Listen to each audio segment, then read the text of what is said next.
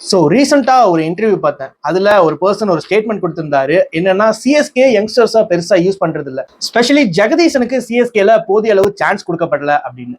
இது உண்மையா பொய்யா? ஸ்டாட்ஸ் என்ன சொல்லுது? ஜெகதீசன் டோட்டலா ஐபிஎல்ல 10 இன்னிங்ஸ்ல பேட்டிங் பண்ணியிருக்காரு. அதுல 4 இன்னிங்ஸ் சிஎஸ்கேக்காகவும் 6 இன்னிங்ஸ் கேகேஆருக்காகவும் பேட்டிங் பண்ணியிருக்காரு.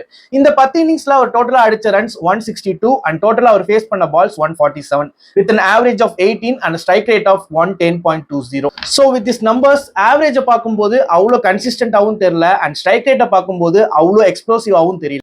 பட் அவருடைய டொமஸ்டிக் ஸ்டாட்ஸ் எடுத்து பார்த்துட்டோம் அப்படின்னா அவருடைய நம்பர்ஸ் ரொம்ப ரொம்ப அவுட்ஸ்டாண்டிங்கா இருக்கு. ஃபர்ஸ்ட் கிளாஸ் கிரிக்கெட்ல 79 இன்னிங்ஸ்ல அவருடைய ஆவரேஜ் 47.50 அண்ட் லிஸ்ட் ஏ கிரிக்கெட்டை பொறுத்த வரைக்கும் 64 இன்னிங்ஸ்ல அவருடைய ஆவரேஜ் 46.23 மெயின்டைன் பண்ணிட்டு இருக்காரு.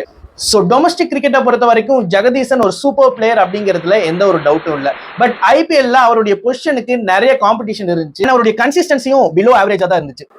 2022 ஐபிஎல் ஆப்ஷன்ல ஜெகதீசன் அன்சோல்டா இருந்தாரு. அடுத்து வந்து ஆக்சிலேட்டர் செட்ல தான் சிஎஸ்கே அவரை எடுத்தாங்க. அந்த சீசன் அவருக்கு சான்ஸும் கொடுத்தாங்க. அதுக்கப்புறம் கேகேஆர்ல போய் ஒரு 6 இன்னிங்ஸ் ஆடினாரு. பட் அவருடைய கன்சிஸ்டன்சி இங்க ஒரு ப்ராப்ளமா இருந்தது.